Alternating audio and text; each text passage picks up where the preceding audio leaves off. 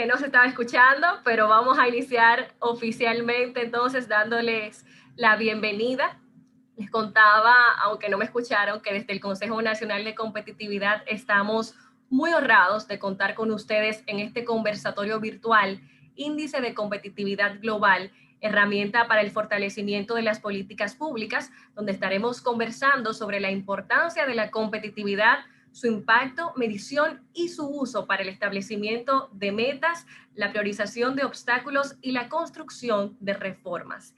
En esta tarde contaremos con la participación especial del doctor Xavier Salay Martín, autor y padre intelectual del Índice de Competitividad Global. Pero antes vamos a escuchar las palabras de bienvenida del director ejecutivo del Consejo Nacional de Competitividad, doctor Peter Prasmovsky. Muchas gracias, Karina. Buenas noches a todos, bienvenidos. Realmente es un placer para mí y para el Consejo Nacional de Competitividad tenerlos acá y poder compartir con ustedes estas presentaciones y principalmente tener a Xavier Salay Martín, un gran amigo y colega, que no solamente es uno de los economistas de mayor influencia en todo lo que tiene que ver con economía del desarrollo, pero es también, como mencionó Karina, el padre del índice de competitividad global del Foro Económico Mundial. Esta noche tendremos dos presentaciones donde atravesaremos sobre los temas de competitividad, su medición, su importancia, las lecciones aprendidas de los países que han sido exitosos en materia de competitividad y cómo podemos utilizar el índice para el diseño de políticas públicas. Creo que es un tema extremadamente interesante y muy importante para la República Dominicana, especialmente ahora donde nos encontramos ya en una etapa de vacunación masiva, donde estamos en un proceso de reactivación de la economía y nos estamos moviendo hacia la era post-pandemia. Así que sin más preámbulo, espero que lo disfruten y le paso la palabra a Karina para que dé introducción formal a nuestro invitado especial esta noche, Xavier Salay Martín. Muchas gracias a nuestro director ejecutivo, el doctor Peter Prasmovsky. En estos momentos me voy a permitir introducir a nuestro invitado de honor, el doctor Xavier Salay Martín, pues es catedrático Jerome Matthews Grossman en Economía de la Universidad de Columbia en New York, el asesor económico principal del Centro de Competitividad Global del Foro Económico Mundial y es investigador asociado del National Bureau of Economic Research. Antes de llegar a Columbia, Xavier fue profesor en las universidades de Yale, Harvard, Pompeu Fabra en Barcelona e investigador asociado del Centro Europeo para la Investigación de Políticas en Londres. Después de completar sus estudios de pregrado en Barcelona, se fue a la Universidad de Harvard, donde completó su grado de maestría en finanzas internacionales y un doctorado PhD en economía. Como asesor económico principal del Centro de Competitividad Global del Foro Económico Mundial, el profesor Salay Martín es el autor y padre intelectual del prestigioso Índice de Competitividad Global. El índice, publicado anualmente por el Foro Económico Mundial, estima y mide la competitividad de todos los países del mundo y es el indicador de competitividad económica y empresarial más seguido del mundo. Salay Martín ha publicado cientos de artículos en macroeconomía, economía del crecimiento y desarrollo económico, incluyendo Crecimiento Económico con Robert Barro, que es el texto de referencia universitaria en dicha materia a nivel mundial, y recientemente, junto a Peter Prasmovsky y Enrique Darwin Caraballo, el libro Gazebo por un sueño país. El doctor Salay Martín ha recibido numerosos premios, incluyendo el premio Juan Carlos I, concedido bianualmente por el Banco de España al mejor economista de España y América Latina. También el premio Arrow, concedido por la International Health Economics Association al mejor economista del mundo en economía de la salud, y los premios Lee Hickson y Lenfest, concedidos por las universidades de Yale y Columbia a los profesores más destacados. Dicho esto, nos disponemos a escuchar la intervención del doctor Xavier Salay Martín, quien abordará la competitividad, su importancia e impacto, el índice global de competitividad, lecciones aprendidas de otros países. Bienvenido. Muchas gracias, Karina, y muchas gracias, Peter, por la oportunidad de dirigirme a todos ustedes. para hablar de uno de mis temas favoritos, pero también uno de los temas más importantes para el bienestar de la humanidad. Si me permiten, voy a compartir una presentación con ustedes.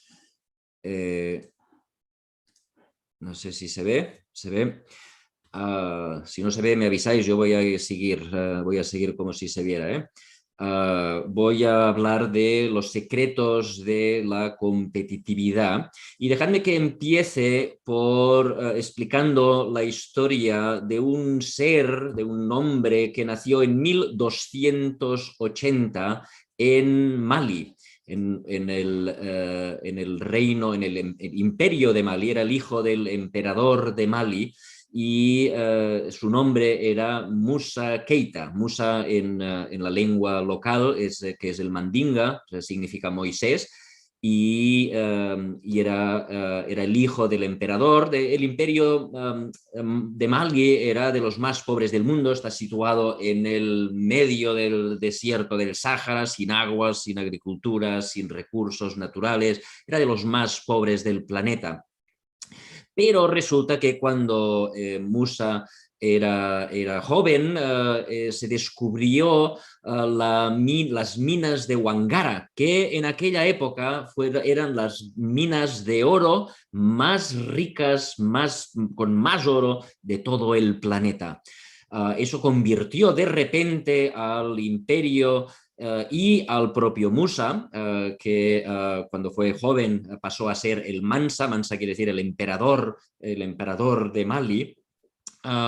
Lo convirtió el país en un país enormemente rico, y el Mansa Musa, el emperador Musa, decidió utilizar todo aquel tesoro, todo aquel oro que acaban de encontrar para construir una nueva capital que se llamó Tombuctú y convertir Tombuctú en un centro mundial de la cultura. Contrató a los mejores arquitectos islámicos de la España islámica de la época, trajo a los poetas, filósofos, artistas, matemáticos. Construyó una gigante biblioteca con miles de libros de matemáticas, de medicina, de astronomía, de geografía, de filosofía. Trajo el pensamiento de los griegos, de los romanos, de India, del Islam. Quiso construir, de hecho, lo que los Medici acabaron construyendo en Florencia unos siglos más tarde. En 1320, como era un musulmán, tenía la religión islámica, decidió hacer su peregrinación. Una vez en la vida tiene que ir a la Meca, y decidió ir con 60.000 hombres vestidos con la mejor seda persa, con 12.000 esclavos, cada uno de los cuales llevaba 2 kilos de oro, y con 80 camellos, cada camello llevaba 120 kilos de oro. Esta enorme cantidad de gente cargada de oro fue a través del desierto del Sáhara, de Egipto, hasta la península arábica y hasta la Meca, pues repartiendo oro entre los pobres. Años después de su paso por Alejandría, los poetas aún recordaban la cantidad de dinero que habían dejado toda aquella gente al pasar por Egipto. Digamos, si utilizamos los precios de hoy, los historiadores han evaluado que la riqueza que tenía el Mansa Musa en su momento más álgido tenía un valor actual cercano a los 400.000 millones de dólares. Y eso lo convierte en el hombre más rico de la historia. El hombre más rico de la historia. Pero a pesar de ser el hombre más rico de la historia, el Mansa Musa nunca comió una pizza, nunca comió un helado de vainilla ni chocolate. Cuando tenía dolor de cabeza nunca pudo tomar una aspirina. Cuando a los 40 años empezó a perder la vista, tuvo que dejar de leer porque no veía nada, porque nunca se pudo poner gafas. Cuando iba al retrete no podía tirar de la cadena para que saliera agua y se llevara los residuos. Cuando entraba en una habitación no podía tocar el interruptor y que se encendiera la luz. De hecho, el hombre, siendo el más rico del mundo, murió a la edad de 51 años. Tuvo que viajar durante 2 años para llegar a la Meca, cruzando el desierto del Sáhara, cuando en la actualidad uno puede ir desde Mali hasta el Sáhara, hasta la Meca en 6 horas de vuelo. Cuando tenía que comunicarse con los reyes de Europa, tenía que enviar emisarios con camellos y caballos que tardaban meses y meses en llegar porque no tenía WhatsApp y no tenía Twitter, ni tenía Facebook. Y de hecho su gran colección de libros era de unas pocas decenas de miles de libros. Una cantidad enorme para la época, pero una cantidad ridículamente pequeña comparada con la cantidad de libros que cualquiera de nosotros tenemos en nuestro teléfono inteligente. De hecho, se produce una paradoja que es el gran milagro de la economía. La paradoja es que el hombre más rico de la historia en realidad era más pobre que el ciudadano medio de un país de riqueza media como la República Dominicana. Todo lo que tiene el ciudadano medio de la República Dominicana no lo tenía el hombre más rico de la historia. Y esto puede ser una paradoja, pero en realidad es el gran milagro de la economía. Y la pregunta que nos debemos hacer todos es ¿cómo hemos conseguido este milagro? ¿Cómo se consiguió el milagro? Pues la respuesta es competitividad. La competitividad es el secreto que explica este milagro. De hecho, esta historia nos demuestra varias lecciones. La primera es que la riqueza no es el dinero. Este señor tenía montañas y montañas de oro, pero era más pobre que un dominicano medio que no tiene tanto oro.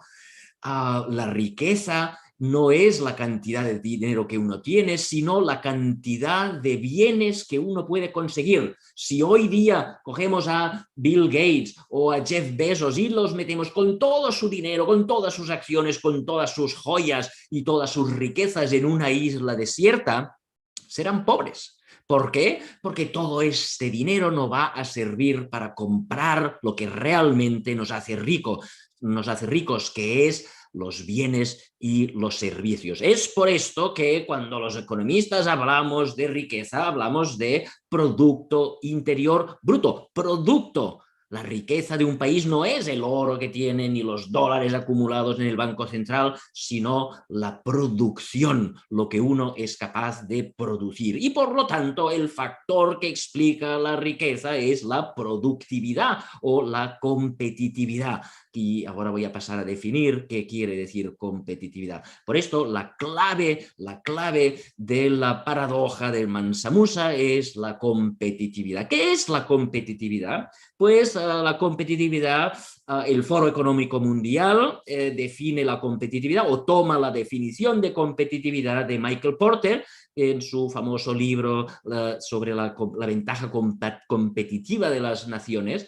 Y la definición exacta es: la competitividad se define como el conjunto de instituciones, políticas, factores, instituciones, políticas y factores que determinan el nivel de productividad de un país. Es decir, lo que determina la capacidad de los ciudadanos de un país de producir las cosas que son las que nos hacen ricos. Por lo tanto, cuanto más produces, más rico eres. Cuanta más capacidad de producir, más rico eres. Y esta productividad, a su vez, determina los niveles de prosperidad y bienestar que pueden conseguir los ciudadanos. Esto es la competitividad. Las palabras clave son prosperidad y bienestar. Cuanto más competitiva es una economía, cuanto más competitivo es un país, más prósperos son los ciudadanos, sus ciudadanos, y mayor nivel de bienestar tienen esos ciudadanos.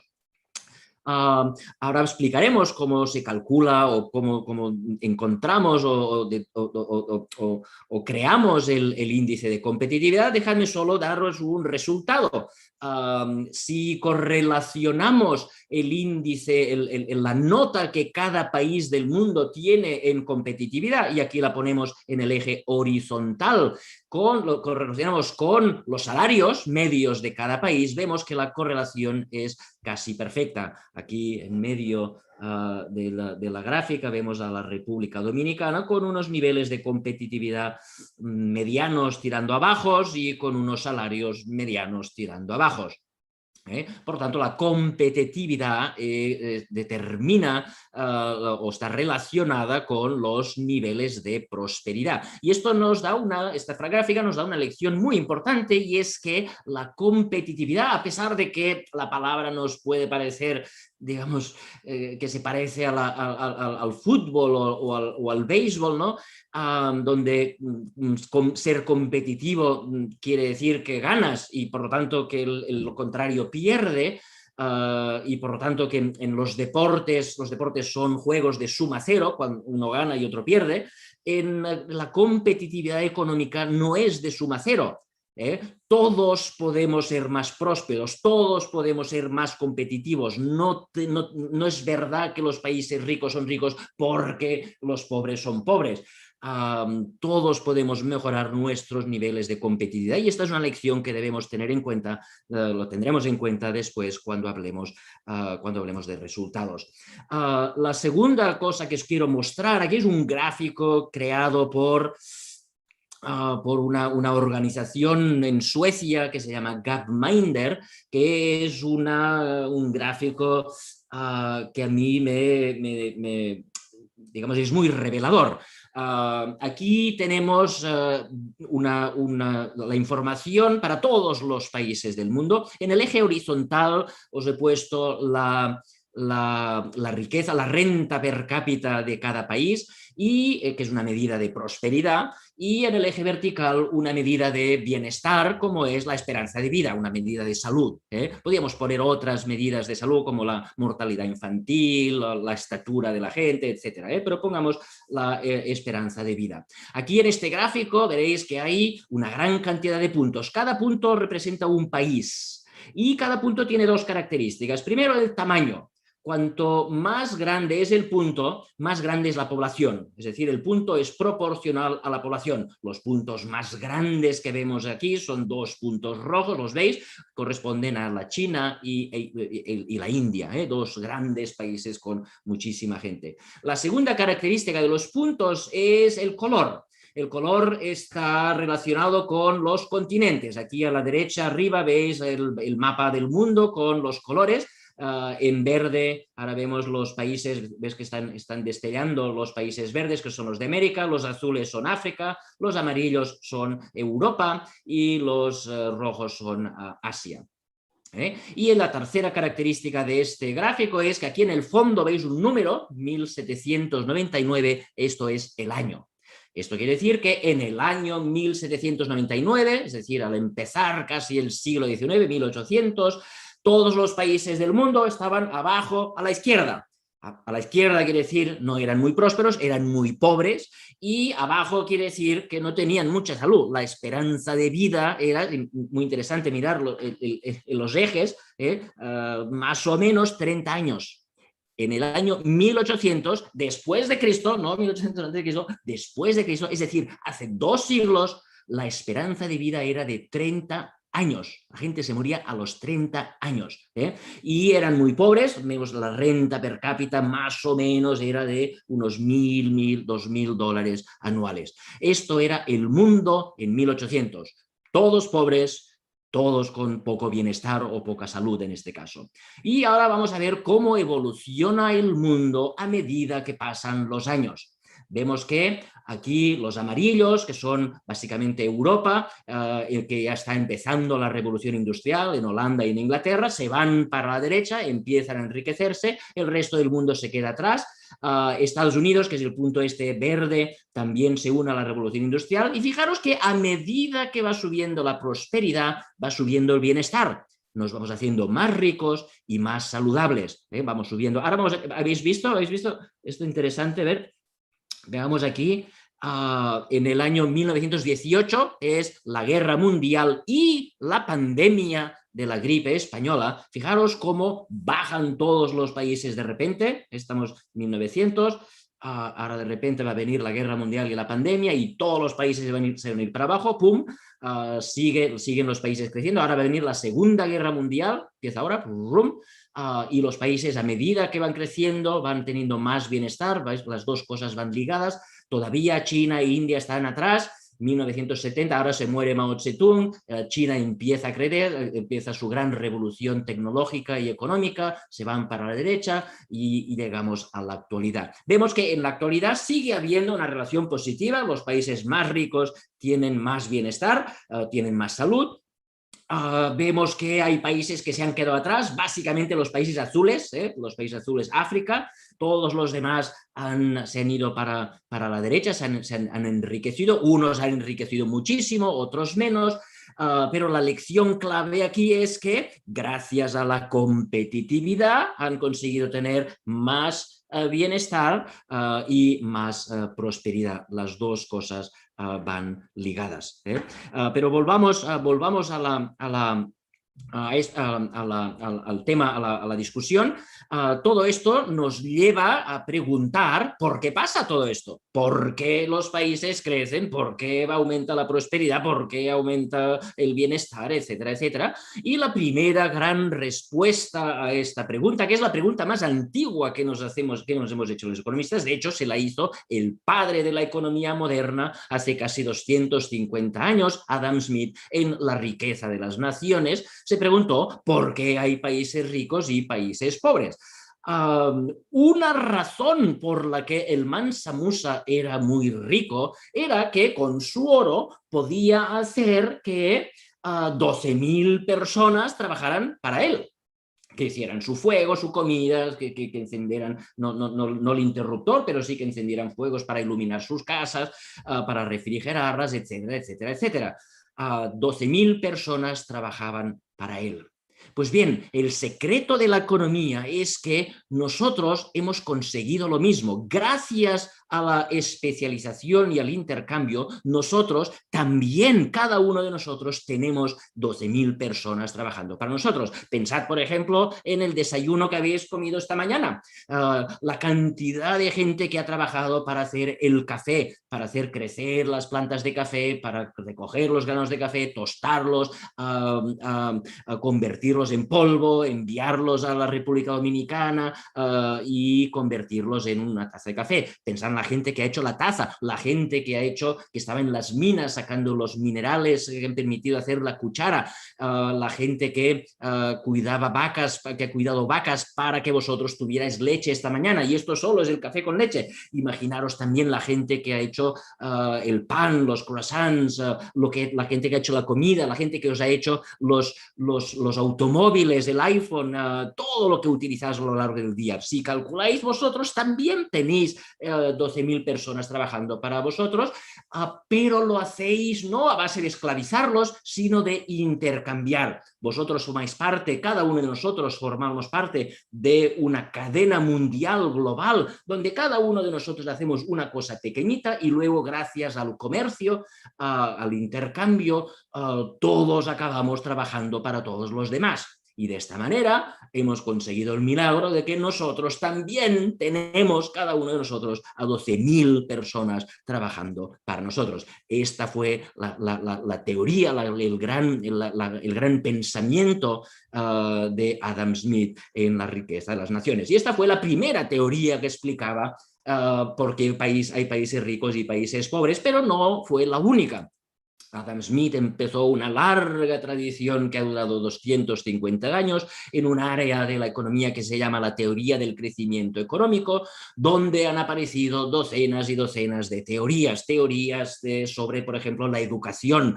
Los países ricos son ricos porque sus ciudadanos tienen mejores capacitaciones, mejor capital humano, que es como lo llamamos los economistas. Hay otras teorías que dicen que los países ricos son los que tienen mercados eficientes y por tanto pueden hacer que este intercambio del que hablaba Adam Smith sea mucho más eficiente. Hay otras teorías que dicen que la clave son las infraestructuras. Los países que más crecen son los que tienen mejores infraestructuras portuarias, aeroportuarias, electricidad, internet, etcétera. Otras teorías hablan de instituciones, el conjunto de instituciones de que garantizan los derechos de propiedad. Hay países donde cualquier persona puede, si es innovadora y invierte en sus capacitaciones y crea sus empresas y tal, puede llegar a ser rica. O en otros países solo una casta de oligarcas pueden conseguir llegar a ser ricos y explotan o extraen los recursos de los demás. El tipo de instituciones que uno tiene, si vive en la Unión Soviética o en China o en Venezuela o en la República Dominicana, pues acaba determinando si un país es rico o es pobre. Otras teorías hablan de la estabilidad macroeconómica, muy populares en los años 80. Los países que fracasan son los que tienen grandes déficits, monedas sobrevaluadas, inflación, deuda. Hay teorías de la innovación que dicen que Mansa Musa no podía tomar aspirina o helados de vainilla porque no se habían inventado y por lo tanto para poder tener productos hay que invertirlos y por lo tanto hay que pensar en cómo ha hecho la humanidad para innovar y crear tantas ideas nuevas. Otras hablan del sistema financiero, la capacidad de que tienen los emprendedores de poder pedir prestado o poder que alguien financie sus ideas. Y finalmente a teorías que hablan del dinamismo empresarial, de la capacidad de los líderes empresariales de gestionar sus propias empresas y de la regulación que imponen los estados que se lo impide.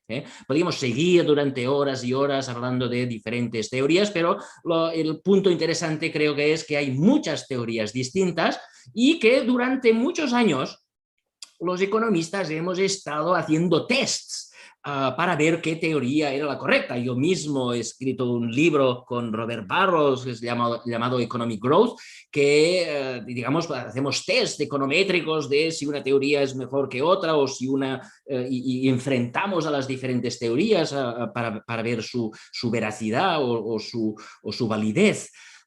Pero yo creo que todo esto estaba equivocado. La clave era darse cuenta de que las teorías son abiertas, lo que en inglés se llama open-ended, es decir, que dos o tres o más o todas pueden ser verdad al mismo tiempo. Es decir, un país puede ser pobre o puede tener barreras a desarrollarse porque al mismo tiempo tiene un sistema educativo defectuoso, tiene unas instituciones malas, extractivas que impiden el crecimiento, no tiene un buen sistema financiero, los mercados no funcionan, hay economía sumergida ilegal, etcétera, etcétera, etcétera. Es decir, todo puede ser cierto a la vez. Y con este insight en la cabeza, fue cuando decidí crear el índice de competitividad. El Foro Económico me contrató para intentar medir la competitividad de acuerdo con aquella definición que os he dado antes, y aquí es donde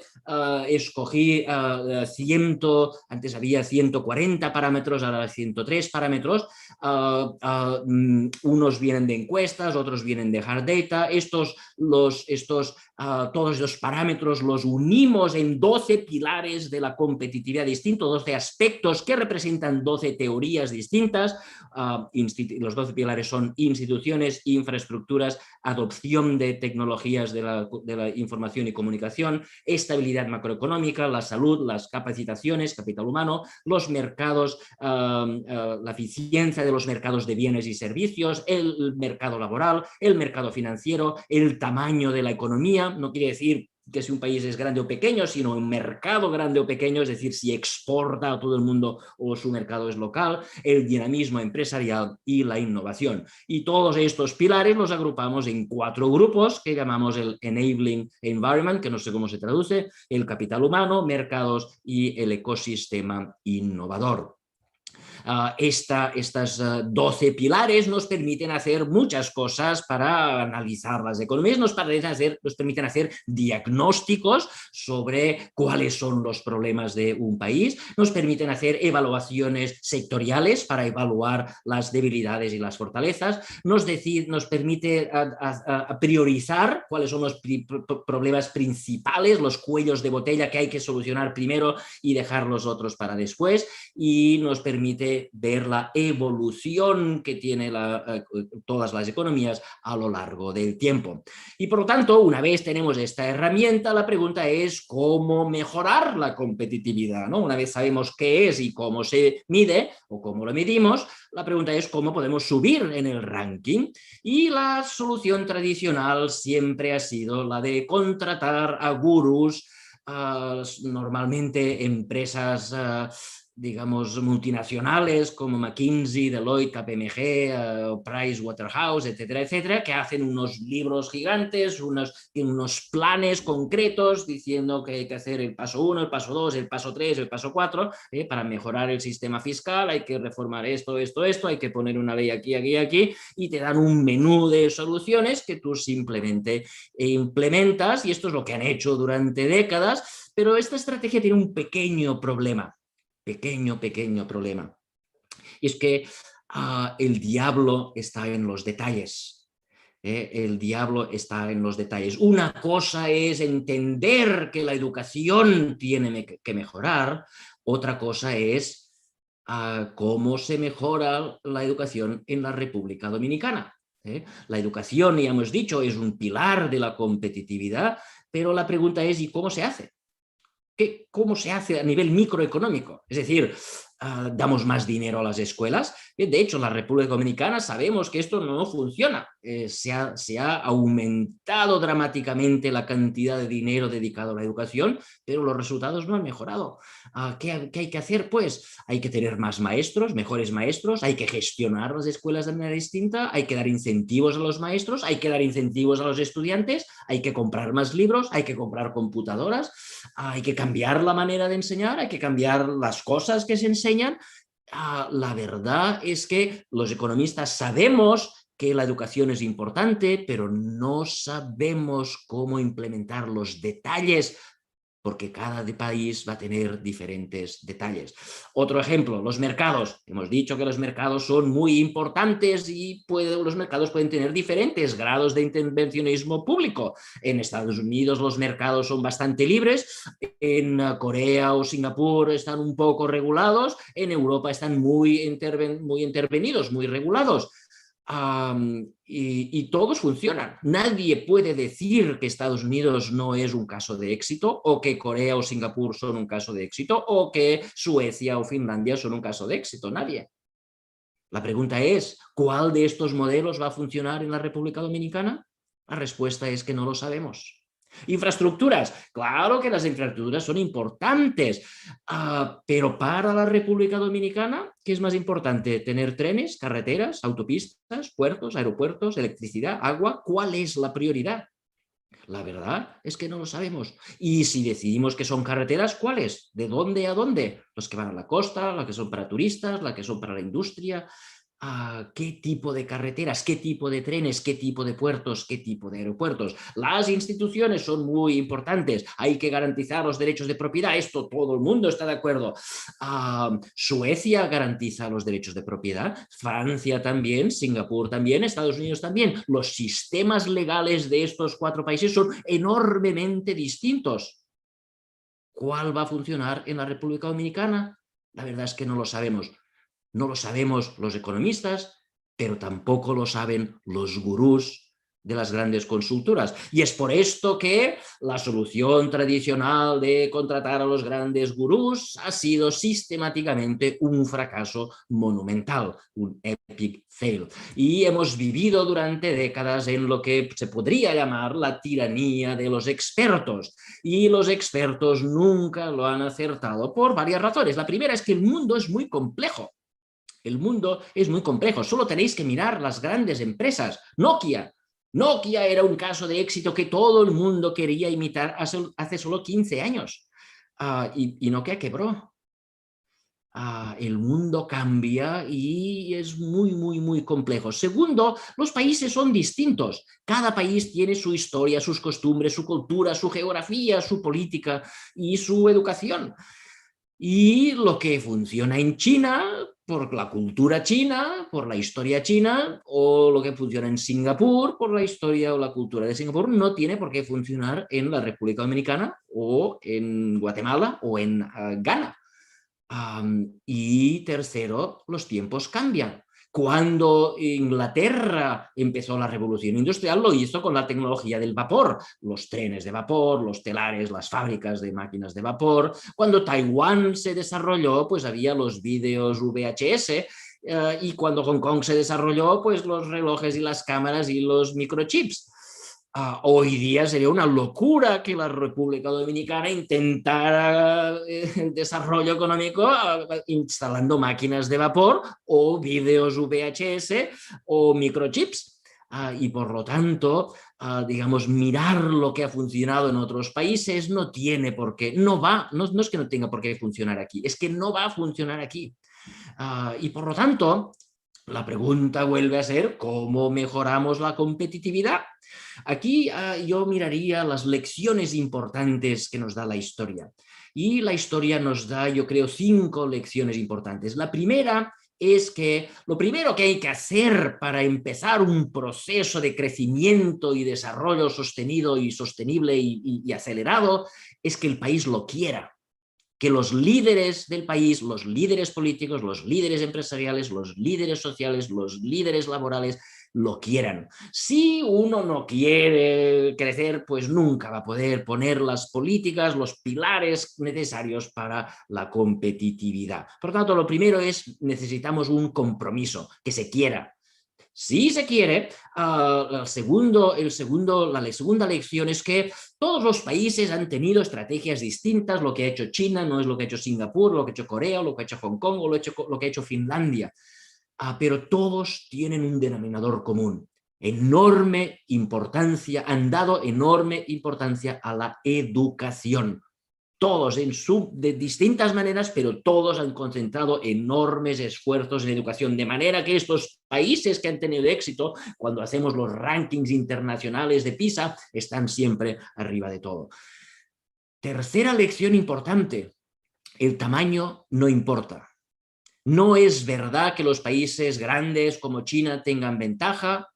Ha habido, al fin y al cabo, países pequeños como Singapur, que es una ciudad, o como Taiwán, que es una isla, o como Hong Kong, que es otra ciudad, o como Finlandia, que tiene 3 millones de habitantes, o Suecia, que tiene 8 o 10, países pequeños que han sido un gran éxito. Y también ha habido países grandes que son un enorme fracaso. Nigeria o India, podríamos ponerlos como ejemplo. No es verdad que los grandes tengan ventaja, tampoco es verdad que tengan desventaja.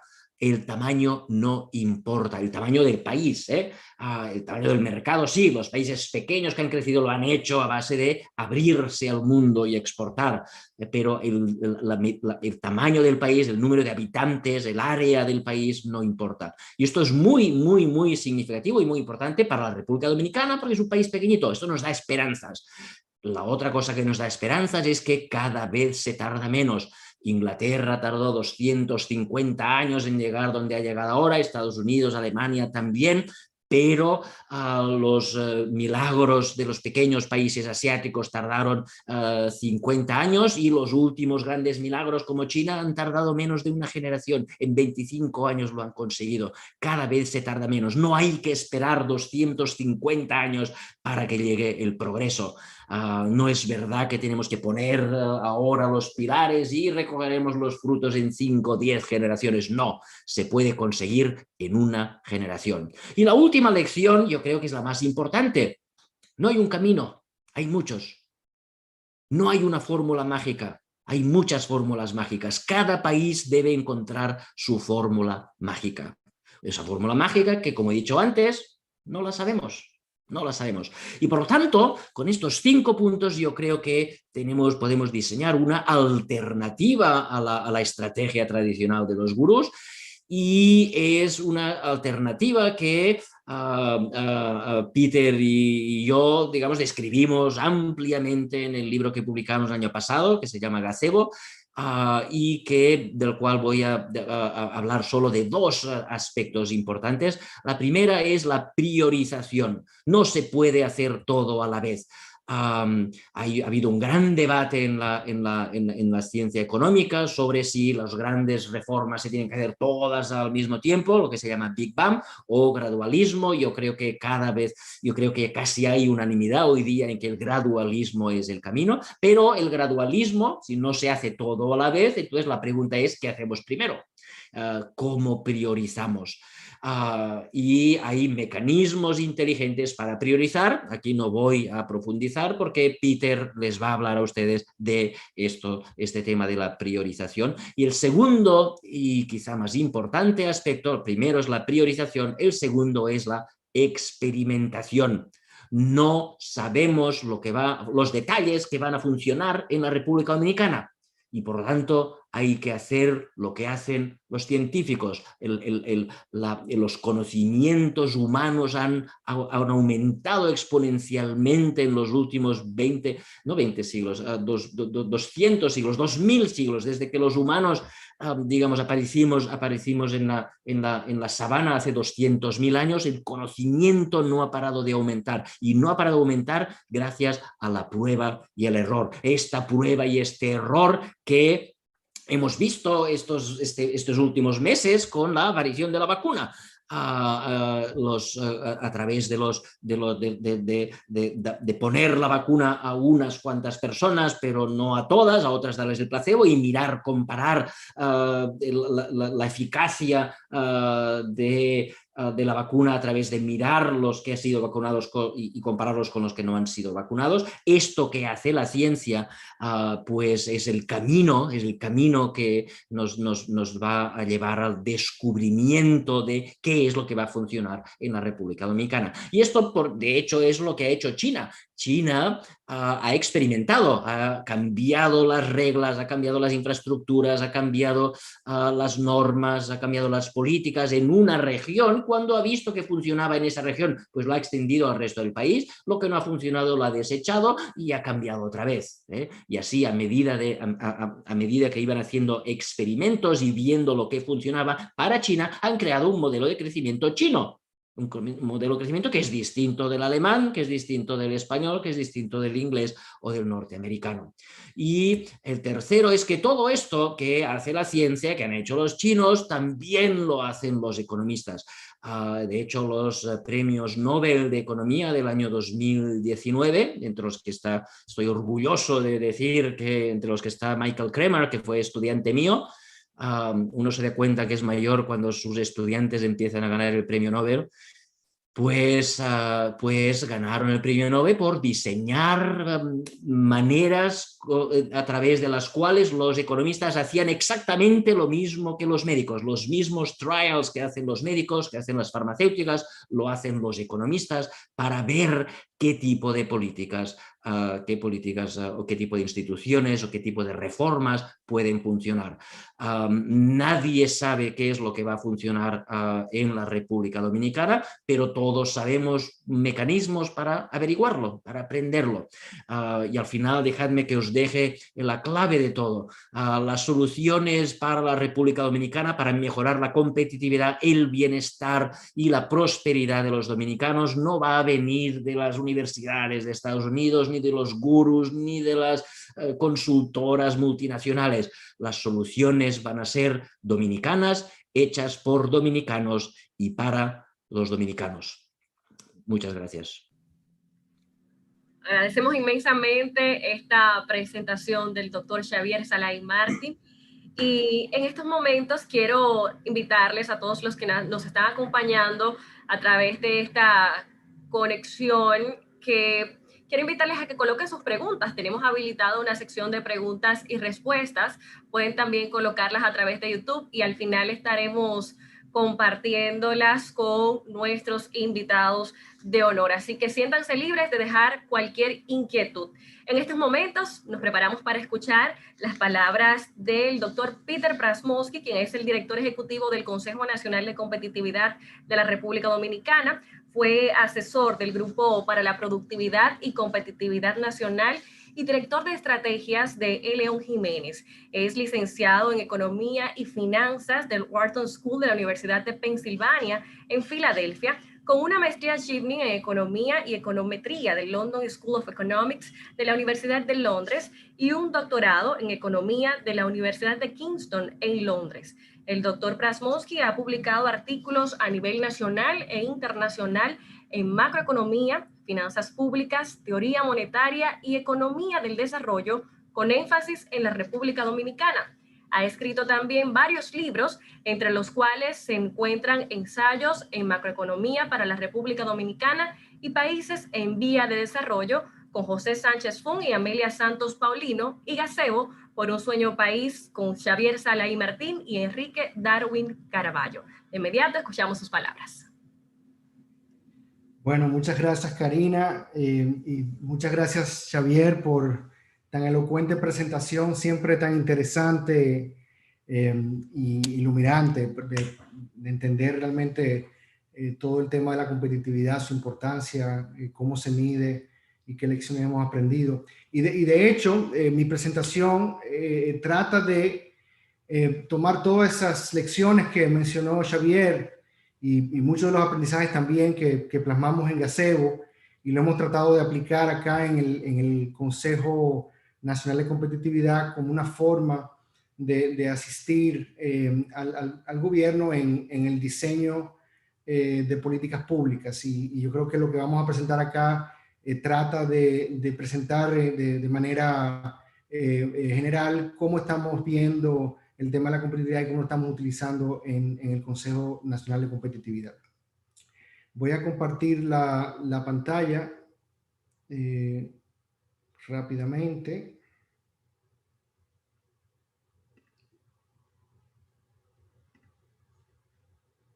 Me dicen cuando la vean.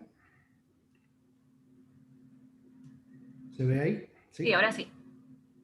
Bueno, y para empezar les comento que el presidente Luis Abinader instruyó al Consejo Nacional de Competitividad a producir una estrategia nacional de competitividad en la cual pues tratamos de plasmar, como les dije, todas estas ideas y utilizarlas para un ejercicio de priorización y definir cuáles son los principales obstáculos que tiene el país y cuáles serían las acciones que podemos hacer para tratar de atacarlos con estos conceptos de priorización, de experimentación que mencionó Xavier. Pero primero, y partiendo de las lecciones que nos mencionó en su presentación Xavier, los países que han sido exitosos en competitividad definen un objetivo común, un sueño, donde todos se unen hacia ese horizonte. Y al principio de su mandato, el presidente Abinader posteó esa frase que está ahí a mano izquierda: hagamos de la República Dominicana un ejemplo para el mundo y un orgullo para todos. Y a mí me pareció muy interesante ese concepto y una de las ideas fue cómo podemos cuantificar eso, cómo podemos llevar esa idea general a un elemento cuantitativo que podamos medir y podamos también definir en un horizonte de tiempo. Y la intención fue, bueno, tratemos de lograr que la República Dominicana sea uno de los países más competitivos del mundo. Y esto lo vamos a dividir en tres tiempos, en tres fases. En el corto plazo, tratar de ser de la República Dominicana uno de los países más competitivos, el país más competitivo de Centroamérica y el Caribe. Eso en los próximos 4 años. En el mediano plazo, tratar de que sea uno de los más competitivos de Latinoamérica. Y en los próximos 20 años, tratar de estar dentro de los 20 países más competitivos. Y esto implicaría pasar de la puntuación actual de 58 de 100 que tenemos a una de 65, que es la que actualmente tiene México, luego a la posición 71, que es la que actualmente tiene Chile, y finalmente una posición de 77 o mayor, que sería ya estando dentro de este clúster de países que son entre los más competitivos. Sin embargo, como también mencionó Xavier, la competitividad no es un juego de suma cero. Los países pueden ir todos mejorando su competitividad. Por ende, esto no es una medida estática, es una medida dinámica. Y aunque nos pongamos estas metas hoy, las posiciones y los valores pueden ir cambiando en el tiempo a medida que los demás países van generando también mejoras o de hecho, retrasos en competitividad. Y en particular, bueno, es un buen punto de partida para poder pensar en una meta que sea importante, retadora, pero en un horizonte de tiempo también que sea lograble. Los países pueden crecer más rápido y lo han hecho, como también mencionó Xavier. El segundo punto importante es que ¿por qué la competitividad? ¿Por qué elegimos el tema de la competitividad? Yo creo que quedó muy claro en la presentación de Xavier, pero nuevamente, resumiendo, aquí en esta gráfica se ve en el eje horizontal el índice de competitividad global, en el vertical el Producto Interno Bruto per cápita, y básicamente el mensaje acá es que no hay ningún país rico que tenga un índice de competitividad bajo y no hay ningún país pobre que tenga un índice de competitividad alto. Por ende, sabiendo todo lo que hemos mencionado, pues la lógica diría que lo que tenemos que tratar de empujar es esa competitividad.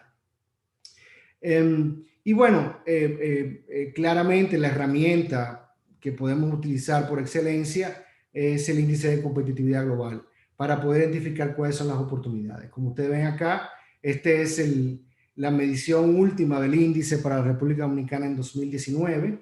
El índice, la puntuación total en el índice fue de 58 de 100, lo que significa que en materia de competitividad realmente hemos reprobado.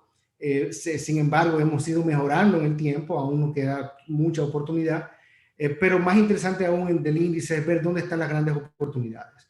Aquí vemos que hay oportunidades en la parte institucional, en la adaptación tecnológica, en la parte de habilidades, todo lo que tiene que ver con el capital humano, en la educación, en el mercado de bienes y servicios, en el tamaño del mercado, y principalmente en el indicador que tenemos mucho más de eficiencia en la innovación, en parte porque la innovación es un reflejo de todas las deficiencias que hay en los demás indicadores. A medida que las economías tienen deficiencias en temas institucionales, en acceso a los mercados, principalmente acceso al tema financiero, deficiencias en la calidad educativa o en el mercado laboral, pues eso impide que la innovación evolucione de una manera rápida. Y claramente acá se ve que hay una gran oportunidad en la parte de innovación.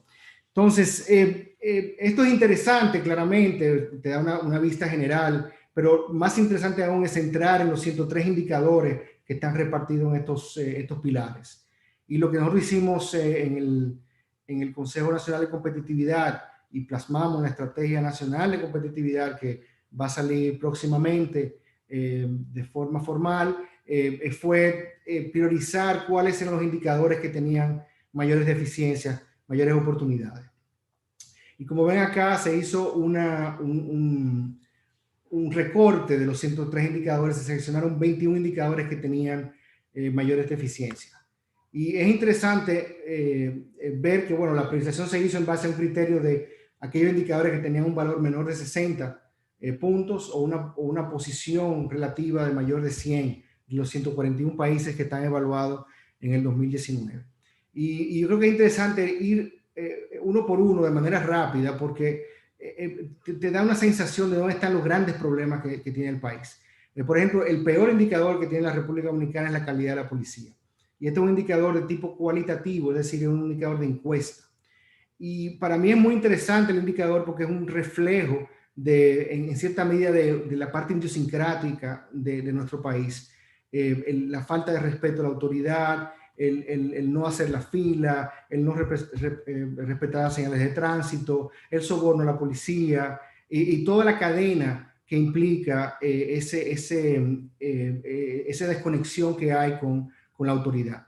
Por ende, la calidad de la policía, que es realmente la interacción más directa que tiene el dominicano con la autoridad, pues es un reflejo importante de cuántas deficiencias hay en ese tema institucional. Y como lo ven acá, cuando tiene este logo es un tema de instituciones.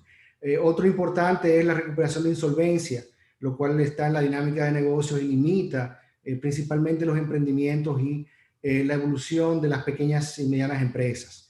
Los gastos en investigación y desarrollo como porcentaje del PIB, el tercero más bajo que tiene el país. Por ende, otro reflejo importante de que no hay una intención de de invertir en innovación, en gran parte por todas las otras deficiencias que hay, incluyendo el ambiente competitivo en el mercado local.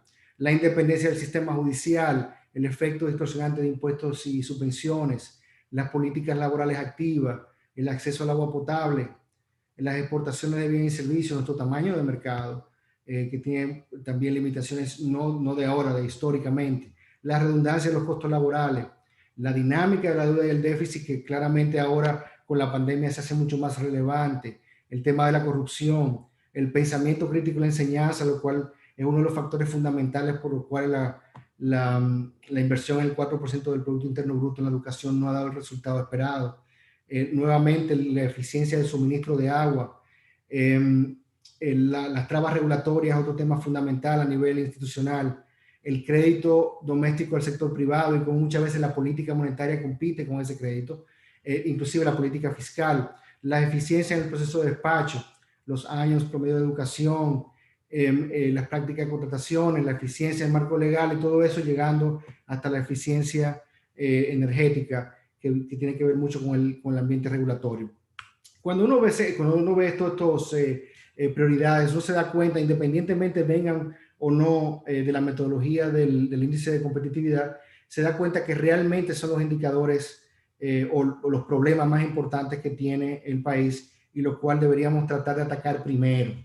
Y cuando también uno ve la distribución de estos problemas, pues uno se da cuenta de que la parte institucional juega el papel más importante, el que tiene mayor peso en los indicadores que se han priorizado. Sin embargo, y aunque estos indicadores requieren una serie de reformas, la pandemia del COVID-19 ha implicado unos retos inmediatos y una secuencia de reformas que probablemente es diferente a la que los indicadores priorizados implican. Lo primero era necesariamente trabajar el tema de la salubridad, la vacunación y la adecuación de los centros de salud. El otro era el tema de la educación, cómo se iba a manejar la educación en la pandemia y obviamente el retorno a clase de manera presencial.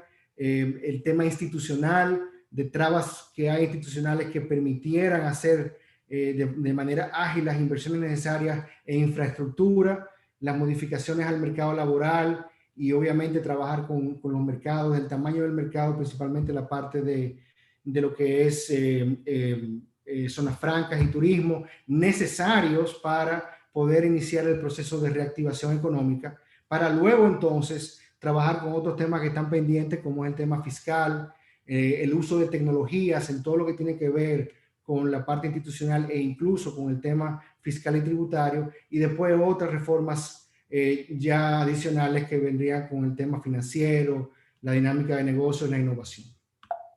Ahora bien,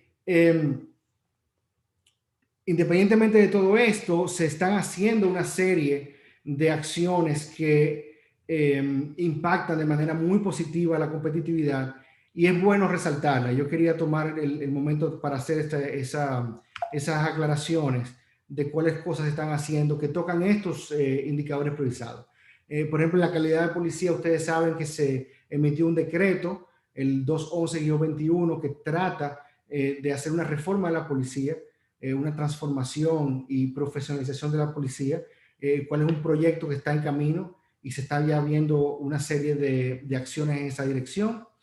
Con el tema de la independencia del sistema judicial, recuerdan que al principio de la gestión del gobierno se nombró una procuradora independiente y también procuradores adjuntos que tienen una independencia política del gobierno.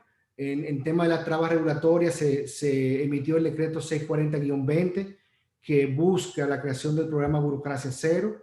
Este programa trata de simplificar 66 trámites en el 2021. Entre ellos se encuentra el proyecto que recientemente lanzó Aduana de despacho en 24 horas. Se está trabajando también en lo que es la apertura de empresa en 72 horas, la ventanilla única de comercio exterior, la ventanilla única de construcción, la ventanilla única de inversión, para poner unos cuantos ejemplos que están dentro de esos trámites que se unen para trabajar en esas ventanillas. En la parte que tiene que ver con la corrupción, Se emitió también un decreto, el 695-20, que en este caso crea el Gabinete de Transparencia, Prevención y Control del Gasto Público. Aquí se está haciendo una cantidad importante de acciones que tocan todo lo que tiene que ver con la eficiencia del gasto e inclusive el uso de tecnología para poder controlarlo y analizarlo. En la parte de la regulación de la eficiencia energética, se firmó el Pacto Eléctrico y con eso se pone en marcha todo un régimen regulatorio orientado a la libre competencia, la eficiencia y las inversiones en el sector de la electricidad, el acceso al agua potable y la eficiencia del suministro de agua. Se han hecho numerosas inversiones en todo lo que tiene que ver presas, el suministro de agua, pero está también la elaboración del Plan Nacional de Agua, que próximamente va a salir.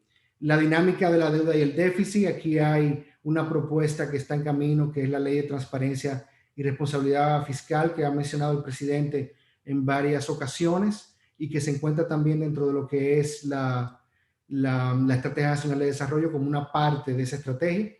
La capacidad de respuesta del gobierno, yo creo que el plan de vacunación ha sido un ejemplo de esa capacidad de respuesta, donde el país se posiciona en tercer lugar en la región en su capacidad de vacunación y se han vacunado alrededor de un 35% de la población en la actualidad. Tenemos también reformas en la parte de la educación, en los años promedio de educación, con el plan de educación para vivir mejor. Hay también un proyecto, un concurso de oposición docente para mejorar la calidad de la docencia. Está también la parte de la ley 07-21 que reincorpora todo lo que tiene que ver con transparencia y regularización patrimonial, que tiene que ver con la parte de impuestos, en adición a que debe venir eventualmente ya un proyecto de reforma fiscal que va a tocar estos temas. En cuanto a lo que es la eficiencia del proceso de despacho, que es uno de los indicadores priorizados, está el despacho en 24 horas de aduanas. Y así sucesivamente hay una serie de acciones puntuales que están llevando a cabo que son un preámbulo a reformas más importantes que se van a llevar a cabo en los próximos 4 años. Y esto es interesante porque claramente son reformas o acciones que ayudan a mejorar la competitividad e impulsarla. Sin embargo, hay unas grandes transformaciones que se van a necesitar en la pospandemia. Y en la Estrategia Nacional de Competitividad se hizo una evaluación de cuáles eran esas reformas que se deberían proponer, se deberían evaluar, y se deberían evaluar desde la óptica de la experimentación, ya que realmente la naturaleza y cuál es la que funcionaría mejor para el caso dominicano no necesariamente la sabemos, como mencionó Xavier. Pero aquí hay unas 18 temas importantes, reformas importantes que hay que tocar, de las cuales el presidente ha mencionado que tiene 12 grandes reformas que son su prioridad para estos 4 años de gobierno. Aún él no ha dicho públicamente cuáles son todas estas, pero son las reformas, entre ellas están acá las reformas que él tiene un énfasis importante para implementar. ¿Qué pasa? Si nosotros iniciamos todo este proceso de transformación, lo que esperamos es que haya estas olas de mejoras en la competitividad y por ende de mejoras en la calidad de vida, en la prosperidad de los dominicanos. Como ustedes ven acá, la República Dominicana se ha movido a lo largo de esta relación que hay entre competitividad y salarios promedios entre el 2011 y el 2019. Lo que nosotros buscamos es poder para el 2024 acelerar ese proceso de mejora de la competitividad y de calidad en los empleos y salarios, o sea, lograr un salto mayor en menor tiempo. Y luego al 2030 y al 2040 tener otras olas de transformaciones. Esto haría que se pueda lograr un cambio importante en la competitividad del país. ¿Y por qué nosotros creemos que esto es posible? Bueno, hay una serie de sinergias en la competitividad entre los diferentes pilares. Y como se ve acá en esta gráfica, bien confusa, lo que se trata de mostrar es la correlación que hay entre los diferentes pilares de la competitividad visto en los 141 países que mide el Foro Económico Mundial en su índice. Y el estímulo, lo que se ve acá es que cuando se genera un estímulo en un pilar, ese estímulo se permea en los demás pilares y crean efectos multiplicadores. Y para poner un ejemplo, le muestro acá cómo camina ese impacto. El impacto que tendría, por ejemplo, una mejora en las instituciones, en la competitividad del país. Como ustedes ven acá, el estimular el indicador de las instituciones es el que mayor repercusión tiene en los demás pilares de la competitividad. De los 12 pilares tiene 8 impactos. Entonces, poder estimular el pilar institucional, mejorar las instituciones del país, ayudarían a generar este efecto inicial que repercutiría o tendría un impacto en los demás pilares de la competitividad, que a la vez generaría un estímulo a los otros pilares y así sucesivamente en un proceso que va evolucionando, aunque se va degradando en el tiempo, pero va evolucionando, impactando todos los demás pilares de la competitividad. Lo mismo pasaría si hacemos el ejercicio para la educación, que en este caso es el segundo pilar que tiene mayor impacto en el resto de los pilares de la competitividad. Con razón que Xavier menciona que tanto las instituciones como la educación generalmente son los dos elementos priorizados, porque son los que mayor impacto tienen en el resto de los pilares de la competitividad. Y aquí se vería también nuevamente cómo impactando en la educación se tienen efectos en los temas de infraestructura, en la adaptación tecnológica, en la salud, en el mercado laboral, en la innovación, que a la vez repercutirían sobre los demás pilares y finalmente en todos los pilares. Entonces, lo que uno está tratando de hacer es identificar cuáles son aquellas prioridades que pueden impactar en los pilares y a la vez toda la competitividad del país. A medida que se va impulsando la competitividad, también se va impulsando la Estrategia Nacional de Desarrollo. Como ustedes saben, una estrategia que surge en el 2012. Aquí se ve que hay un vínculo estrecho entre ambas. La única diferencia que tiene nuestra estrategia con la de la Estrategia Nacional de Desarrollo es que nos permite utilizar el índice como esta herramienta de priorización, nos permite usar el índice como una forma de medir, de ver dónde están las dificultades y dónde podemos enfocar los esfuerzos. Entonces, lo que se espera es que claramente con las mejoras en competitividad se pueda tener también una mejora en la Estrategia Nacional de Desarrollo y lograr, tratar de lograr el objetivo que tiene esta estrategia a miras al año 2030. Sin embargo, hay un tema. Muchas de estas propuestas se han presentado en el pasado, han habido esfuerzos en el pasado, la misma Estrategia Nacional de Desarrollo ha sido un esfuerzo en el pasado, y la pregunta es ¿por qué han fallado estas reformas en el pasado? Y la razón es que hay muchos enemigos del cambio, y estos enemigos del cambio son los que se oponen a las transformaciones, diferentes sectores, diferentes individuos que se pueden oponer a las transformaciones, el costo político de ejecutar las transformaciones. Generalmente ha faltado consenso y coherencia en cuáles deben ser las transformaciones que el país necesita. Han habido miradas partidistas, pero principalmente no ha habido un diseño de narrativas alrededor de las reformas que el país necesita, un cambio de narrativas hacia ese objetivo común que deben embarcarse la República Dominicana. Por ende, esto ha generado una gran crisis de credibilidad. El país ha vivido por años una gran crisis de credibilidad. Los ciudadanos no creen en el Estado, en los empresarios, el Estado no cree en los ciudadanos, en los empresarios, los empresarios no creen en el Estado, en los ciudadanos, y esa falta de credibilidad ha impedido que haya un relato común de nación, ha impedido de que se busque un objetivo y donde todos se unan hacia lograr ese objetivo, que como mencionó Xavier en la presentación es uno de la primera lección de los países que han sido exitosos. Por ende, se ha generado también una narrativa que para nosotros es equivocada. Es una narrativa que ha vivido el país por muchos años, donde, como ustedes saben, toda narrativa tiene tres figuras, tres actores, las víctimas, los héroes y los villanos. Generalmente la narrativa históricamente ha sido donde las víctimas de la sociedad, los héroes son los gobiernos de turno y los villanos los gobiernos anteriores.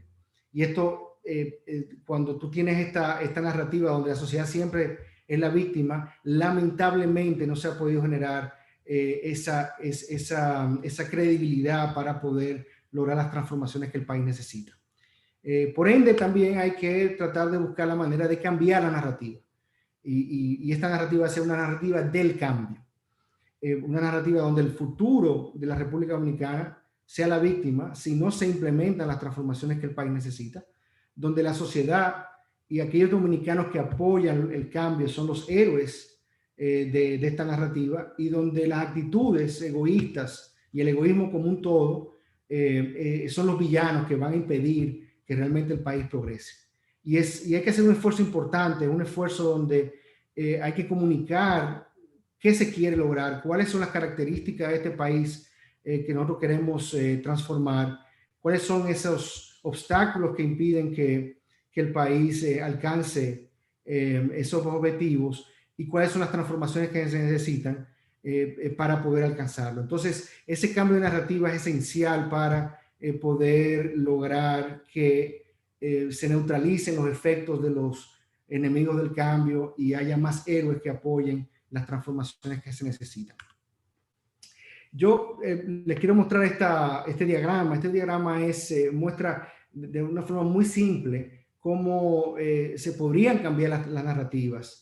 Y generalmente la forma en que esto funciona es el Estado propone un sueño a la sociedad, le dice cómo se ve ese sueño, cómo se ve el futuro, digamos, de la República Dominicana y qué se necesita hacer. Y poco a poco, a través de experimentos, de reformas, se prueba que se puede lograr ese cambio, se puede lograr un éxito. En caso de que haya un éxito, si no se descarta y se vuelve a experimentar como lo han hecho los países como lo ha hecho China, por ejemplo, y se genera entonces una credibilidad de que esa reforma puede funcionar, y cambia entonces la actitud sobre esa reforma. En ese momento se genera un atractivo porque esas reformas empiezan a generar un apoyo de los dominicanos del cambio, de la sociedad que quiere que esas reformas se implementen de manera escalada, y bueno, finalmente esa petición se cumple logrando el sueño. Esto es una forma muy simple de decir, bueno, cómo una idea puede ser transformada a una realidad a través de mostrar ejemplos de que se pueden lograr cambios. Y esto se puede dar a lo más micro como a lo más macro. Y le voy a poner un ejemplo de cómo esto podría pasar. Yo creo que hay un ejemplo muy reciente y muy interesante en el tema del transporte público.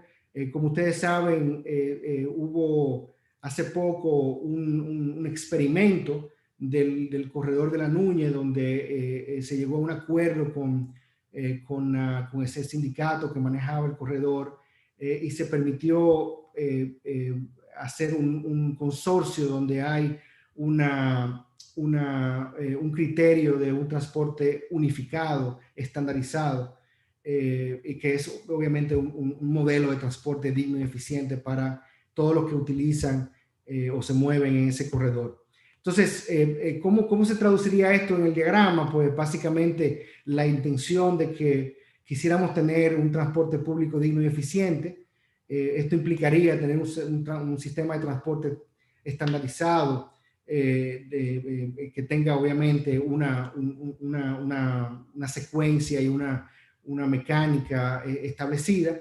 Y el corredor de la Núñez funciona como un experimento que hasta ahora ha sido exitoso, y cuando la sociedad vea que ha funcionado, va a exigir que realmente se replique en las demás calles del país. Entonces, la intención es que, bueno, con este experimento, la sociedad ve que funciona ya, y pues quiere que algo que funciona tan bien, pues se replique y se escale en las demás vías del país, de la ciudad y del país.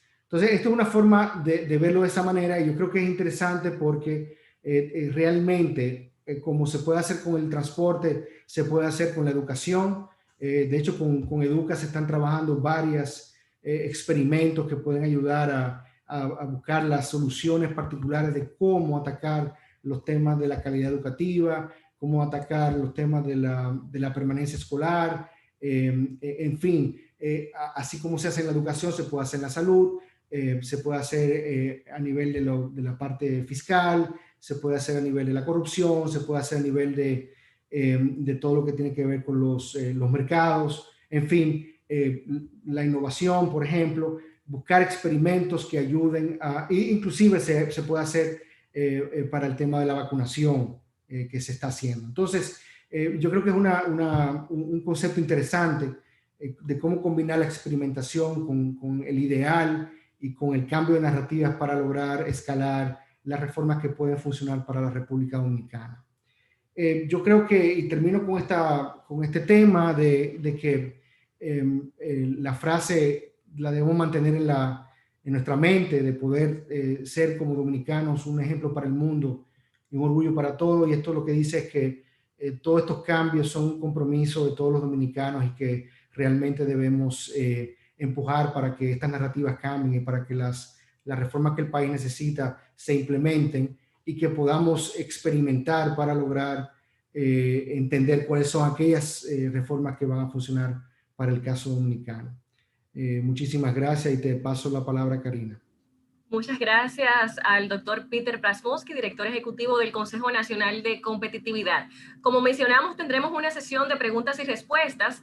De inmediato voy a leer algunas que ya nos han dejado a través de esta sección habilitada y también recuerden que pueden dejarlas a través del YouTube. Tenemos una pregunta para el doctor Salah Martin y es la siguiente.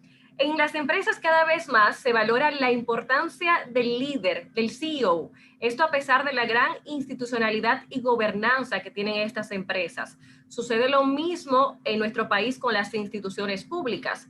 Deberíamos priorizar mecanismos que garanticen la selección adecuada de funcionarios. ¿Algún ejemplo seguido por algún país que deberíamos evaluar para utilizarlo como modelo? Sí, yo creo la respuesta a la pregunta es sí. Claramente en Occidente, yo diría que en Occidente en general y Occidente quiero decir Estados Unidos, Europa, América Latina, el sector empresarial ha cambiado radicalmente en el último siglo. La innovación en la gestión ha sido superlativa. En cambio, la gestión de lo público ha seguido igual que en el siglo XIX. Seguimos con el mismo sistema de elección de funcionarios que creó Napoleón y lo seguimos implementando igual. Y por tanto debemos cambiar. Y yo creo que la pandemia nos ha dado una información de dónde debemos mirar. Yo creo que si uno mira la gestión que se ha hecho de la pandemia en los países asiáticos y la comparamos con cualquier país occidental, cualquiera, incluso el que figura que lo ha hecho mejor, que no sé si es Suecia o Finlandia o Alemania, no sé, cualquiera, los asiáticos lo han hecho infinitamente mejor. Y esto yo creo que debe ser una señal no para la República Dominicana solo, sino para todo Occidente, que nos dice que la manera como tenemos que gestionar lo público lo debemos cambiar y debemos fijarnos en cómo lo hacen en Singapur. Y no es que solo China haya tenido menos muertos, ¿no? Y la excusa es que, mira, los chinos, como son una dictadura, pues ponen a todo el mundo confinado y quien sale, pues lo meten en la cárcel. No.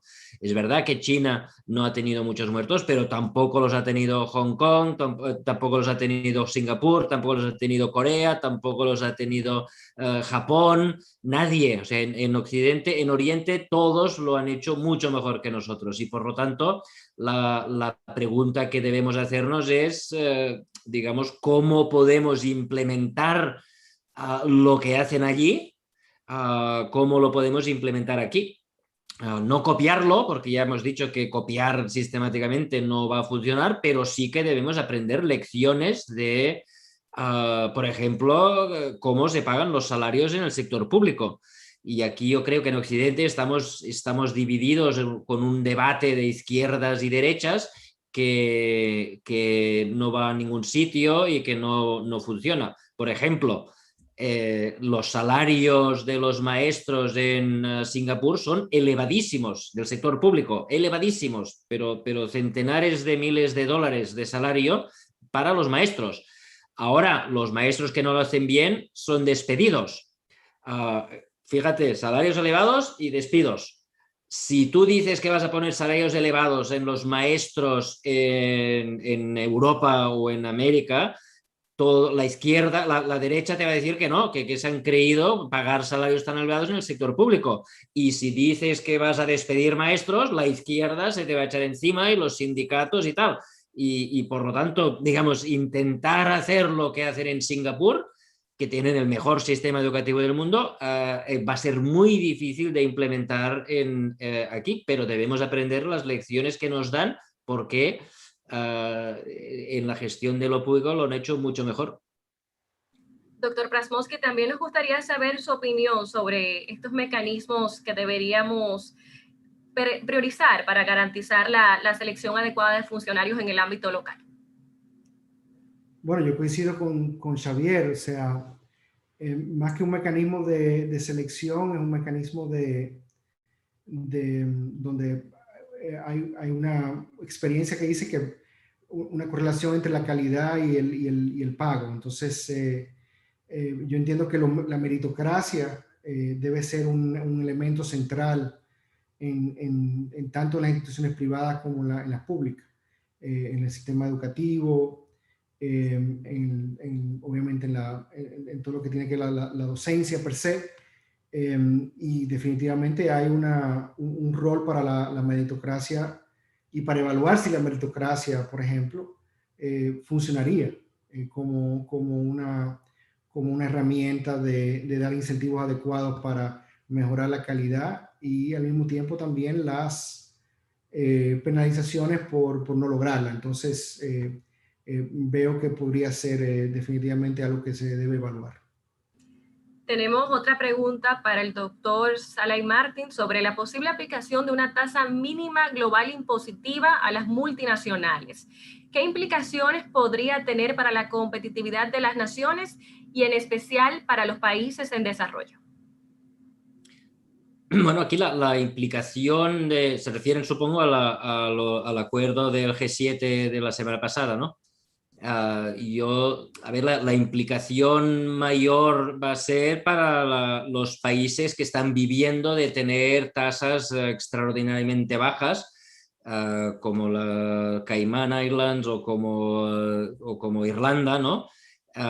Y porque les van a obligar, van a perder su ventaja comparativa, que es tener, gracias a tener impuestos sobre los beneficios bajos, pues muchas empresas se localizan allí y allí contratan abogados y contratan todo un sector que vive de esto. Estos van a perder claramente toda su estrategia de competitividad.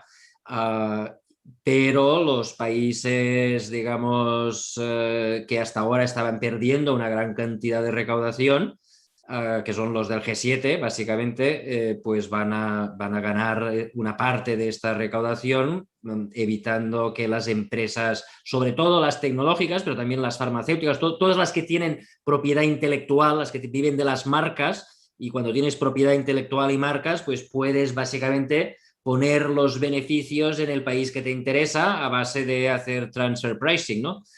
Y por lo tanto, en la medida que ahora no es que se haya aprobado o no es que se vaya a aprobar solo que tengan todos un mínimo del 15%, sino que, digamos, ya no se van a pagar los impuestos solo en la ciudad en el país donde tienes la sede social, sino que se va a pagar donde haces la actividad económica. Y por lo tanto, los países que hasta ahora tenían actividad económica pero no sede social, pues veían como todos los impuestos sobre los beneficios desaparecían. Dicho esto, yo recomendaría a los líderes políticos que estudien un poco de incidencia fiscal. Incidencia fiscal. Que básicamente quiere decir que en realidad en la economía quien acaba pagando los impuestos no es la institución a la cual tú le pones el impuesto nominal. Aquí vas a poner impuestos nominales sobre los beneficios, pero la teoría económica te dice que en la mayor parte de casos estos impuestos se van a trasladar a los trabajadores y por lo tanto quien va a salir perjudicado son los trabajadores. Gracias, doctor. Nos llega una próxima pregunta de parte de Juan Bautista para el doctor Prasmovsky. Dice, ¿cómo lidiar con los altos niveles de informalidad en República Dominicana a fin de mejorar la calidad del empleo y la competitividad de las empresas, sobre todo en el contexto actual? Sí, bueno, yo creo que la informalidad y la evasión son probablemente los dos problemas más importantes que tiene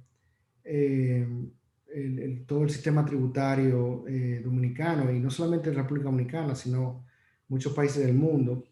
Y claramente la informalidad en gran parte se debe a un éxodo que tienen empresas porque probablemente hay distorsiones en el sistema tributario. Y nuestro sistema tributario está lleno de muchas distorsiones que se han ido acumulando a lo largo de los años a medida que se han hecho una serie de reformas. Yo creo que el paso fundamental para poder motivar la formalidad, crear los incentivos de la formalidad, es a través de una eliminación de las distorsiones en los sistemas, que va de la mano también con un régimen de consecuencias mucho más estricto por mantenerse en la informalidad. Generalmente la informalidad es el resultado de que no hay una decisión económica, de que no se ven los beneficios de pertenecer al sistema, y hay beneficios mayores, digamos, de no hacerlo, de no cumplir con sus compromisos tributarios. Entonces, para mí la evaluación de esas distorsiones, pensar cómo generar los incentivos adecuados y también cómo generar las penalizaciones adecuadas, pues sería la clave para generar una mayor formalidad en nuestro mercado. Vamos a compartir una última pregunta. Perdona, ¿me permites en adición a la respuesta de Peter? Adelante. Creo que además del tema de incentivos que habla Peter, digamos que estoy muy de acuerdo, yo creo que debemos entre todos pensar cada vez más en los aspectos psicológicos de por qué la gente hace las cosas. En los últimos años está apareciendo una nueva rama de la economía que se llama economía conductural, donde hay, digamos, se intentan ver la economía no desde el punto de vista de la racionalidad, sino desde el punto de vista de la psicología. ¿Por qué evade la gente? ¿Por qué está informal la gente? Es verdad que hay un cálculo de costes y beneficios, pero hay otros factores psicológicos que les lleva, y a menudo las soluciones pasan por ser creativos en aspectos que hasta ahora no habíamos pensado. A mí me gusta siempre recordar lo que hizo en Colombia, cuando hicieron en Colombia, cuando se dieron cuenta de que había mucha gente, que había muchos accidentes de tránsito, y porque la gente cruzaba la calle no por el paso de cebra, sino en mitad de la calle. Y la solución fue pues poner a unos payasos, unos mimos, que cada vez que alguien cruzaba la calle por el lugar que no tocaba, pues se ponían al lado y se empezaban a hacer tonterías y todo el mundo lo miraba, y la gente se sentía tan ridícula con esto que todo el mundo acababa cruzando por la calle. La solución no fueron multas, no fue cambiar los incentivos, fue una simple tontería, en este caso valga la redundancia. Y yo creo que debemos pensar más en este tipo de soluciones, intentar entrar en la psicología de por qué la gente no hace las cosas bien, y intentar manipular su manera de pensar, y a veces tonterías pueden ser las soluciones. Gracias, doctor. Vamos a compartir ahora una última pregunta que va dirigida a usted mismo y es sobre el tema de educación. Dice, aparte de las habilidades duras, ¿qué tan importante es impulsar el desarrollo de las habilidades blandas en las personas? ¿Cómo afecta esto a la competitividad? Lo pregunto porque últimamente se le está dando importancia a las habilidades blandas. Sí, a ver, yo no soy educador, pero digamos, yo lo que sí puedo decir es que digamos, el mundo en el que van a vivir los niños que ahora y las niñas que ahora están en el colegio no va a ser el mundo actual.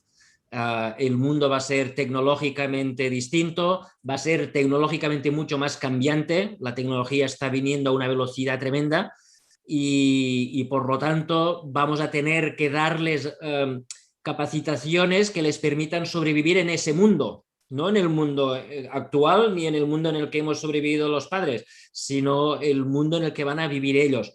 Por ejemplo, vamos a tener que dar lecciones, vamos a tener que, no sé cómo se hace, pero vamos a tener que enseñar a ser resilientes. Yo no he visto nunca ningún libro de cómo se enseña la resiliencia, pero son los niños que ahora están en el colegio y que se van a jubilar en el año 85. Entre ahora y el 85 la tecnología va a cambiar tantas veces que ellos van a tener que cambiar de trabajo, de profesión varias veces. Los niños que están estudiando contabilidad ahora, con toda probabilidad, no van a hacer de contables en 20 años porque la inteligencia artificial va a hacer la contabilidad. Y esto les va a suponer un coste psicológico enorme y por lo tanto tenemos que ayudarles a levantarse y volverlo a hacer. Tenemos que darles las herramientas para que se levanten y vuelvan a trabajar, a estudiar y a hacer otro tipo de profesión. Tenemos que cambiar la idea de que enseñamos profesiones, porque cualquier profesión es susceptible de desaparecer y por lo tanto más que profesiones o más que enseñar a hacer tareas, tenemos que enseñar la manera de adaptarse a cualquier tarea que les venga, ¿no? Es decir, tenemos que cambiar radicalmente lo que enseñamos y el problema es que no sabemos cómo. El problema es que los pedagogos saben cómo se enseñan las matemáticas, cómo se enseña a leer, cómo se enseña a escribir, cómo se enseñan las ciencias, pero no cómo se es resiliente, cómo se es flexible, cómo se es crítico. Nosotros, el sistema educativo está diseñado para un mundo donde no había información y cuando no había información lo que tenías que hacer era poner el máximo de información en el cerebro. Y por lo tanto tenías que memorizar todo lo posible, los ríos, los afluentes, las catedrales, las provincias, todo. Ahora vivimos en un mundo donde hay exceso de información. El problema no es que no haya información, el problema es que hay demasiada información. El problema es que ahora te pueden colar fake news y por lo tanto más que enseñar a aprender cosas, lo que tenemos que aprender es a distinguir entre todo lo que nos enseñan, lo que tiene sentido y lo que no, lo que tiene base científica y lo que no. ¿No? A distinguir las fake news, a ser crítico con la información que recibimos y no creernos al primer payaso que nos dice que el COVID lo creó Bill Gates para vender 5G, ¿no? Y por lo tanto, digamos, el concepto de educación debe cambiar de manera radical. Yo esto es lo que le diría a los pedagogos. Lo que pasa que yo entiendo que los pedagogos no lo sepan hacer y por lo tanto ellos también van a tener que experimentar y aprender cómo se enseñan este tipo de capacitaciones que hasta ahora no enseñamos. Otra cosa, trabajo en equipo. O sea, cualquier trabajador, tú misma, ¿no? Tú, cuando tienes un problema, ¿cuáles son las dos primeras cosas que haces? La primera, preguntarle a tu compañero, ¿no? Que está trabajando a tu lado, le preguntas y intentáis cooperar, ¿no? Para solucionar el problema. La segunda cosa que haces es mirar en Google, ¿no? ¿Cuáles son las dos cosas que están prohibidas en un examen en la República Dominicana? Preguntar al compañero y mirar en Google. Y por lo tanto, estamos educando a los niños a hacer cosas que no van a encontrarse en el mundo real. En el mundo real van a encontrar todo lo contrario. Por lo tanto, hay que enseñar a trabajar en equipo, hay que enseñar a buscar la información veraz y eliminar la que no es veraz. Y por lo tanto, hay que cambiar radicalmente o sea, lo que necesita, lo que la economía necesita del sistema educativo ha cambiado radicalmente. Y la pregunta es cómo el sistema educativo va a adaptarse para poder satisfacer las necesidades de los niños. Si no, vamos a estar creando niños que no van a servir para el mundo global, futuro, tecnológico, no van a servir para nada. Y se van a quedar en el paro, ¿no? Los robots los van a sustituir con suma facilidad. Y esto es muy preocupante. Me informan que tenemos chance para 2 preguntas más que recién nos acaban de llegar. Esta va dirigida para usted, doctor Salah y Martín, y es cómo influiría en la competitividad mundial y sus efectos en la competitividad local la tesis de Thomas Piketty sobre globalización de impuestos a las ganancias del capitalismo. ¿Cómo? No he entendido la pregunta, perdona. ¿Cómo influiría en la competitividad mundial y cuáles serían sus efectos en la competitividad local la tesis de Thomas Piketty sobre la globalización de impuestos a las ganancias del capitalismo? Bueno, esto ya lo hemos respuesto antes, ¿no? Cuando hemos la tasa mínima de la que hablaba antes era esto, ¿no? La tasa mínima global. Todos los países se apuntan a poner mínimo del 15%, y por tanto la respuesta es un poco la misma, ¿no? Y es la misma, y recuerda que te he dicho 2 cosas. Una es que habrá países que ahora viven de la evasión fiscal, de la ingeniería financiera, pues, y financiera fiscal, pues estos van a perder, los países ricos van a recaudar más, pero sobre todo la pregunta es quién va a acabar pagando estos impuestos. A mí me hace mucha gracia Piketty porque todo lo arregla con impuestos, pero nunca se pregunta quién los paga los impuestos. Los impuestos no los paga quien dice el gobierno, los impuestos los paga quien no es capaz de trasladarlos. Y cuando una empresa, digamos, le pones un impuesto y lo que hace es bajar salarios, pues quien paga son los trabajadores, no la empresa. Doctor Prasmovsky, le comparto la siguiente pregunta. Los partidos políticos en República Dominicana no cuentan con un proceso de selección eficiente y enfocado en las necesidades del perfil político y administrativo que necesita el país. ¿Algún plan entre el órgano regulador y los partidos políticos para mejorar este gran mal que tanto nos afecta? Bueno, que haya un plan, no hay un plan. Volvemos a la respuesta anterior que yo había dicho de que yo creo que la meritocracia y bueno, yo creo que al final de cuentas la misma sociedad es la que determina qué tanta calidad tú vas a tener en tus instituciones y tu gobernante. A medida que la competitividad aumenta, pues la educación aumenta, la calidad también de lo que exige la sociedad de sus instituciones va a tener que mejorar y a la vez, pues obviamente los que ocupan esos puestos. Yo creo que esa es la vía natural del mercado que va a determinar cuál es el nivel o la calidad de las instituciones que vamos a tener ahora y en el futuro. Yo también creo que se puede asistir a ese proceso a través de, como mencioné, de los temas de la meritocracia. La meritocracia tiene que jugar para mí, en mi opinión, una parte importante en que las cosas se hagan bien hechas y que se premien. Y cuando se hacen mal, pues no, obviamente se elimina o se descarta. Entonces, eso pueden ser herramientas que ayuden a asistir a ese proceso natural de evolución, donde una sociedad, pues obviamente va, a medida que se va sofisticando, pues va a pedir mejor calidad de instituciones y obviamente de quien las ocupan. Gracias. Bueno, finalmente me gustaría saber si el doctor Xavier Salah y Martín o usted mismo, doctor Prasmovsky, quieren compartir con nuestra audiencia algún mensaje final. Xavier, tú eres el invitado de honor, o sea que te cedo la palabra. Mi reflexión final sería la última frase de mi presentación. Creo que sería muy importante que los dominicanos, todos, los líderes políticos, los líderes empresariales, los líderes sindicales, los líderes sociales, se den cuenta de la importancia para tener mejor nivel de prosperidad y de bienestar de los ciudadanos la importancia de ser competitivos y que la única manera de ser competitivos es encontrar la manera dominicana, no buscar cómo lo han hecho los chinos o cómo lo han hecho Singapur o cómo lo ha hecho Estados Unidos y copiarlo, sino buscar la solución hecha por dominicanos y para dominicanos. Muchas gracias.